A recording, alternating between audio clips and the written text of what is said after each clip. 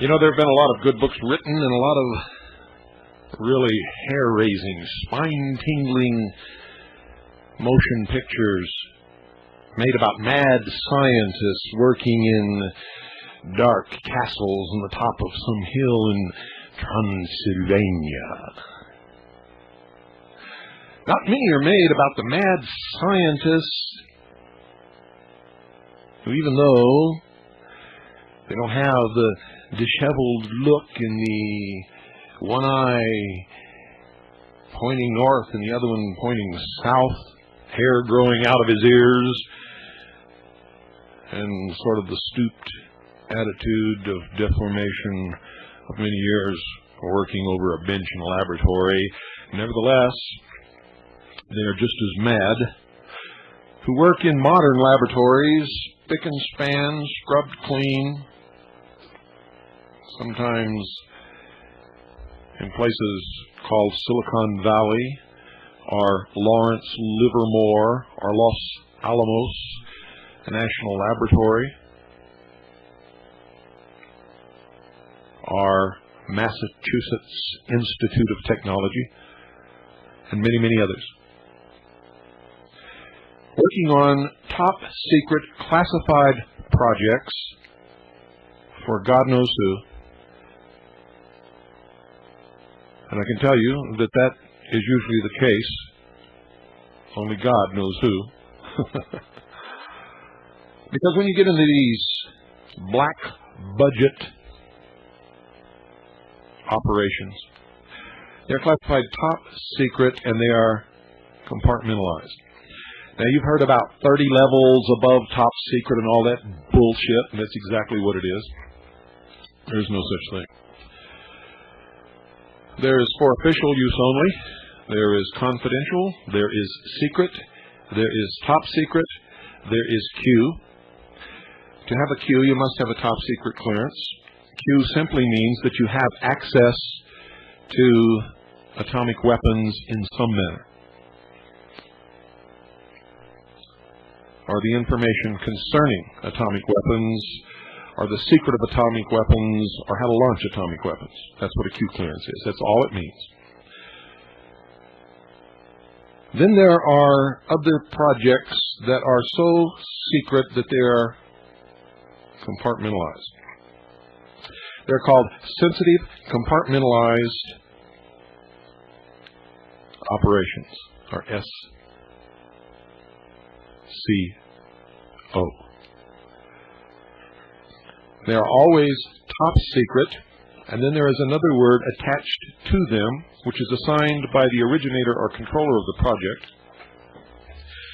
And before anyone can have access to any part of that project or the information concerning it, they must have that second clearance. For instance, top secret laundry. Doesn't matter what the word is.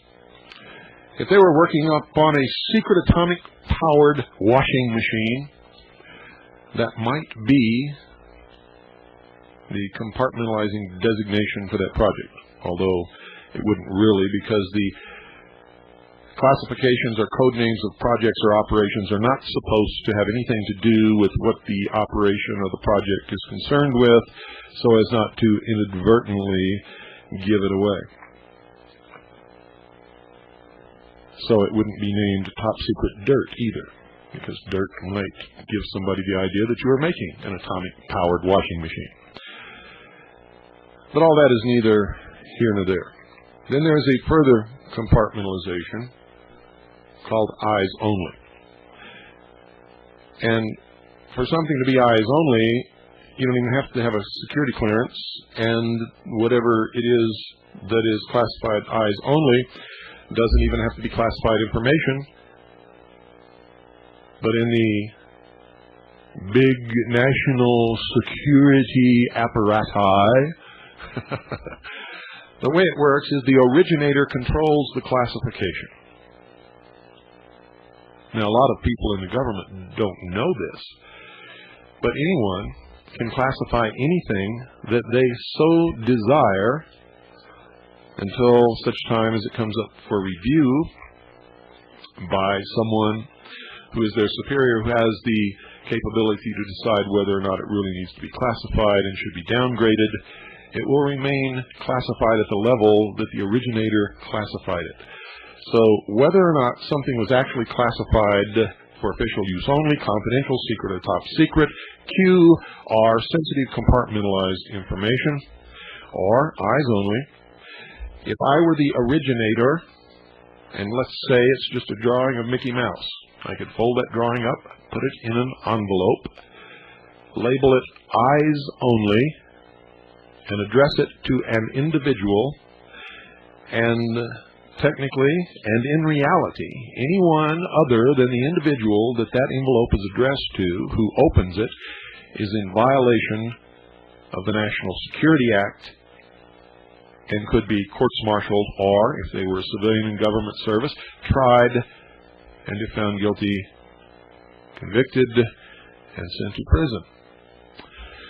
So there are a lot of things classified that should not be classified. There are other things that should legitimately be classified. And there are a lot of things, most of which are classified not to protect us from some enemy, nor to keep it out of the hands of some foreign government or some foreign military force, but to conceal it from the American people. There are an awful lot of things that fall into that category, and I'm not going to get into any of those things now. But I did want to explain to you the method and the buzzwords for the classification of secret information within the government and the military. When you hear yo-yos out there talking to you about it's classified 42 levels above top secret, and even the president doesn't get to see it. Well, folks, the part about the president not getting to see it is sometimes true, but the 42 levels above top secret is absolute blatherwacky. And yes, there are things that the president cannot see, because there is also, ladies and gentlemen, in fact, there's a lot of things in the government the president doesn't know about and never will know about that's classified, that he probably should know about if he's a real president and really cares about the country. But you see, there's another thing attached to it. Even if you have the clearance, and even if you have the code word that allows you access to that particular sensitive compartmentalized project or operation or information, you still can't see it unless you have the need to know. You must have an absolute need to know in the performance of your job in order to see or hear about or know about or participate in that particular information. So unless the president has a need, for instance, to know about a top secret test site in the desert where disc-shaped flying craft are being tested, he would never know, even if he served as president for 2 or 3 or 4 terms. If something were to happen involving this technology, which caused an international incident which came to the attention of the president, or was brought to the attention of the president, then he would be briefed. And he would only be briefed on that portion of the information that he absolutely had to know in order to be able to deal with the problem and the public and whatever foreign nations may or may not be involved.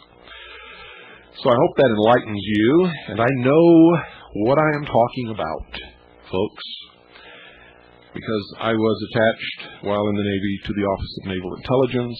I served on the intelligence briefing team for the Commander-in-Chief of the United States Pacific Fleet, Admiral Bernard Clary. I was the SPCAT operator for the command center when I stood watching the command center as the senior petty officer of the watch, and the man in command, literally, of the command center, of course, underneath the officer of the deck, who was always too busy to worry about anything that happened in the command center, so we took care of all those things. It was me who handled the crypto codes. It was me who took care of the KO-47 decoded top secret, sensitive, compartmentalized messages and delivered them to the proper person in the building who was supposed to receive those messages.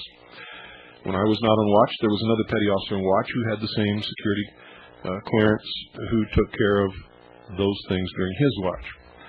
While I was on watch, and during anyone's watch, there's only one person ever assigned to those types of duties. So I know about security clearances. I have seen an awful lot of top secret, Q classified information, sensitive compartmentalized information, and SI information during the course of many of the briefings we prepared for the Admiral. SI means sensitive information, which means the disclosure of the information or any part of the information could jeopardize the life of the source. And so in order to maintain our intelligence network around the world, sensitive information was closely guarded and protected so that our operatives would not be disclosed, and of course disclosure meant execution in most instances. So just want you all to know these things so that we can deal with them, and so that you'll understand what I'm talking about when I'm talking about security clearances and the National Security Act and the National Security Apparatus and things that are classified information. I talked the other night, last night I believe it was, about weather control. And, you know, right after World War II, many things came out of the woodwork that became public. A lot of the research that was done during the war so that we could develop secret weapons and win the war were published in magazines and newspapers and in books. And a lot of the secrets of our enemies that we captured was also revealed to the public and disclosed. A lot of it wasn't, because a lot of it had import for the future and was kept secret. Some of it, of course, because of the manner in which it was captured and the people who were there when it was captured, who could not always be controlled and sometimes moved on down the line and could not be found again in order to be debriefed. Some of it, nevertheless, became public knowledge.